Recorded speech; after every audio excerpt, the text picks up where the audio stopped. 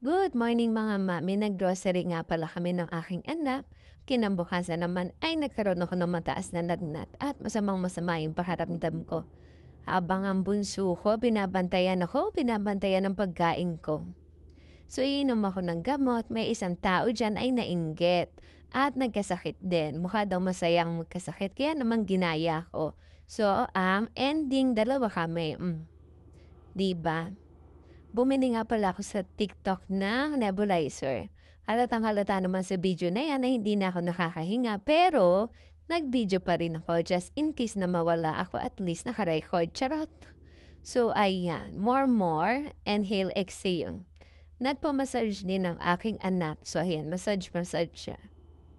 Tapos ayan, nakakatog na ang back raga. After ko mag-nebulizer, nangatag ako, 'di ba? Matetegi ka talaga, eh.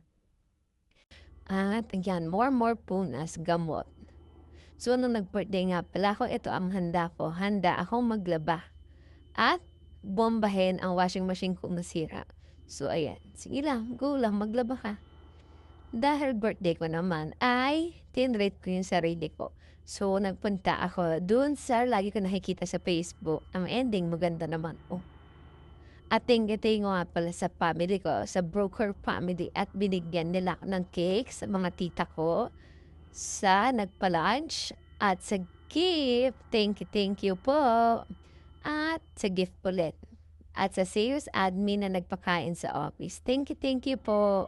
Birthday din nga pala ng aming tatay na si Kuya Herbs. Happy birthday!